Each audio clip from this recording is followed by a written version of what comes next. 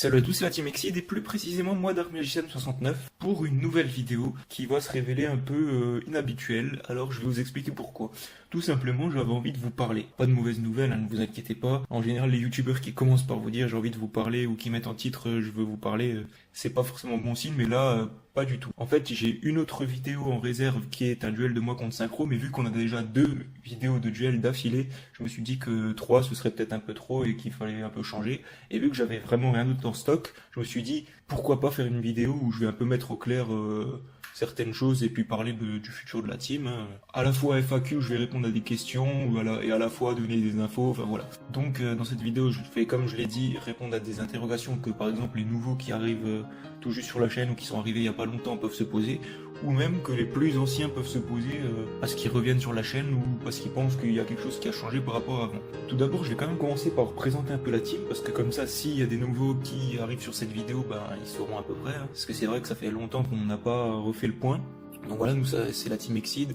Moi c'est Dark Magician 69. On fait des vidéos de cartes du coup Yu-Gi-Oh, du jeu de cartes à jouer depuis 2011, donc là ça fait plus de 6 ans, c'est quand même beaucoup, on est parmi les plus anciens francophones à le faire, et on est à 6. Alors pourquoi je précise qu'on est à 6? Parce qu'il y a quand même beaucoup de monde, que ce soit sur le Discord ou autre, qui prennent parfois des abonnés assez proches pour des membres de la team en fait, parce qu'on délire bien avec eux, on parle souvent, ils les voient souvent sur Discord par exemple, et voilà, ils pensent que ces gens sont membres de la team, mais pas du tout. Alors faut savoir que dans la team, on est les 5 membres originels, c'est-à-dire moi, RDP57, accro du jeu, Junk Warman 3 et Synchro. Et on a recruté un ami à moi que je connaissais déjà avant, qui est Elegant Teacher. Donc on est bien à 6, 5 plus 1. Mais il faut savoir que si vous êtes en Lorraine, ce qui correspond à peu près à notre location, on peut tout à fait réfléchir à se voir IRL et pourquoi pas, si vous êtes chaud, venir dans la team. Ça c'est possible.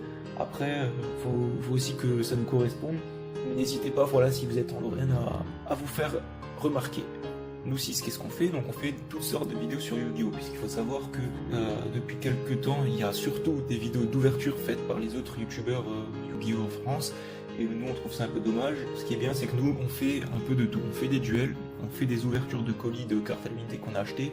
On fait un peu moins qu'avant des ouvertures de produits officiels comme les autres youtubeurs. Pourquoi on le fait moins? Parce que du coup les cartes à l'unité c'est quand même plus rentable. Et on fait toutes sortes d'autres vidéos un peu spéciales. On fait bien sûr des présentations de decks qu'on n'a pas fait depuis longtemps, mais je vais y revenir après. On fait des vidéos qui parlent un peu du jeu en lui-même.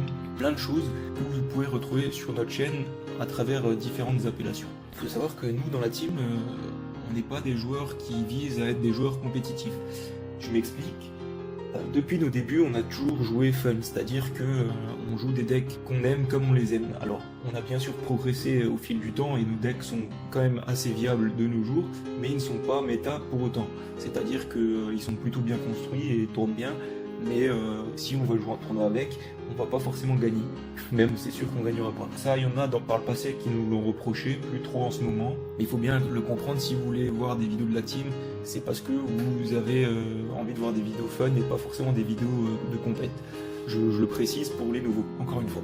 Pour finir la présentation en gros de la team, il faut savoir que nous pour l'instant en tout cas, et c'est pas près d'être le cas, on ne joue pas les monstres Link et plus généralement on ne joue pas avec les nouvelles Master Rules. Donc les Master Rules, qu'est-ce que c'est? C'est tout simplement en gros les règles du jeu, en fait, pour être simple. Et du coup, il y a eu quelques évolutions au fil des années, avec notamment ces dernières années l'apparition des zones pendules et le fait que les cartes terrain peuvent être jouées une par chaque joueur. Et encore plus récemment, l'apparition de la zone extra et les monstres Link, tout ça, vous connaissez. En gros, on ne joue pas avec ces règles-là, nous on joue avec les règles qu'il y avait pendant l'époque pendule, en gros. Du coup, on ne joue pas les monstres Link. Si vous voulez savoir pourquoi, on a fait une vidéo, en gros, où on donnait notre avis sur les monstres Link. C'était avant qu'ils sortent en TCG, donc il y a peut-être des choses un peu erronées qui sont pas vraiment le cas maintenant. Mais en gros, vous connaîtrez notre avis si vous regardez la vidéo parce que c'est pas encore fait. C'est pour ça que dans les duels qu'on poste, il y a toujours le petit hashtag Linkless qui veut dire sans link, parce qu'on joue en ancien format, tout simplement. Donc, pour ceux encore une fois qui sont nouveaux, ne vous étonnez pas si vous le voyez. Maintenant que j'ai un peu présenté la team et que j'ai déjà répondu à quelques questions que vous pouvez vous poser, je vais évoquer toutes sortes de choses et notamment le futur, en gros, futur proche de la team, parce que je ne me projette pas très loin moi non plus. Alors il faut savoir que à nos débuts, c'est-à-dire de juin 2011 jusqu'à fin 2013, on avait un rythme très régulier d'une vidéo par semaine, ce qui, avec les montages qu'on fait, est vraiment pas mal. Et depuis, on a été assez régulier. Des fois, on mettait des vidéos assez souvent, des fois, vous ne nous voyez plus pendant plusieurs mois. Là, depuis juin 2017, on a repris un rythme assez régulier de 2 vidéos par semaine, mais on n'a jamais promis qu'on allait tenir un tel cap. Pourquoi je vous dis ça? Parce que certains pensent peut-être maintenant que ça y est, 2 vidéos par semaine, ça va être toujours le cas. Alors c'est vrai que moi, étant la personne qui fait les montages, j'essaye de m'imposer ce rythme le mieux que je peux. Mais si un jour ça fait 2 semaines qu'une vidéo est sortie par exemple, c'est pas pour ça que je vais faire des nuits blanches pour respecter ce laps de temps et en sortir une dans les 2 semaines. Parce que bon, on a quand même grandi, on a quand même pris de l'âge depuis nos débuts, et donc maintenant on est étudiant, même on commence même à rentrer dans le monde du travail tout doucement, ça devient un peu plus difficile. Donc ne vous alarmez pas, les vidéos seront postées dorénavant le plus souvent de 2 semaines en 2 semaines. Mais c'est possible que des fois il y ait des manquements, et il faudra pas nous en vouloir à cause de ça, parce que on vous promet pas tout simplement un rythme de 2 vidéos par semaine, on dit juste qu'on essaiera de le faire du mieux que possible.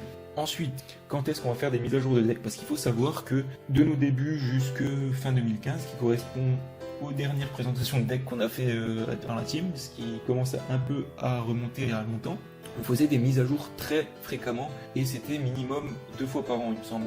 C'est-à-dire que en début et en fin d'année, à chaque fois, on présentait nos decks, comment ils avaient évolué. Et chaque membre le faisait, présentait tous ses decks. Alors c'était bien, parce que ça nous permettait de montrer notre évolution qui était à l'époque assez rapide, et ça permettait à des gens de voir des decklists et peut-être de s'en inspirer, peut-être de nous corriger, enfin voilà, les gens aimaient bien. On a arrêté de le faire pour 2 raisons.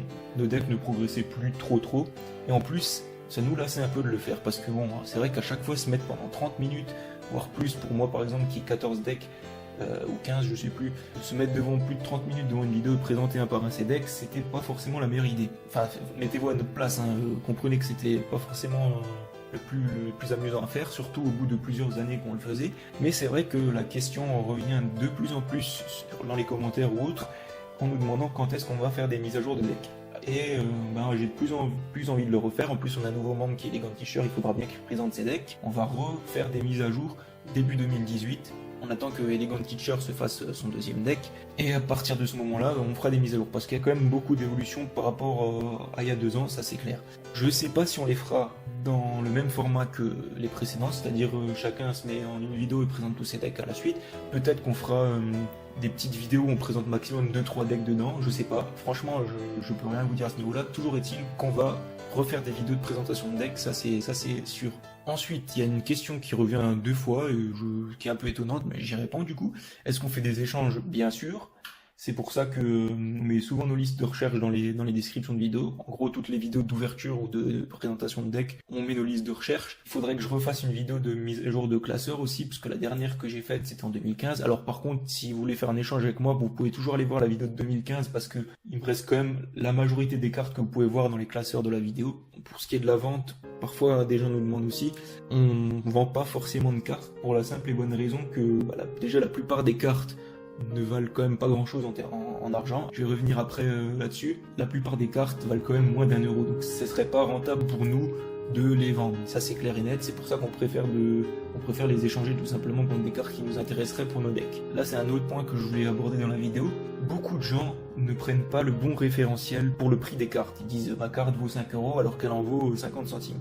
Pourquoi c'est le cas? Parce que des vendeurs tels qu'Ultrajeux ou d'autres boutiques qui vendent des cartes en ligne cherche à se faire un maximum de bénéfices, et en plus ne se fie pas au format actuel, c'est-à-dire qu'elle fixe un prix et après il change pas, même si la carte n'est pas jouée, elle reste à 50 euros, voilà. Ça c'est un problème, parce que Ultrajeux par exemple, pour ne citer que, c'est le site français qui vend des cartes le plus connu, et c'est celui qui apparaît en premier quand on tape le nom d'une carte en français sur Google.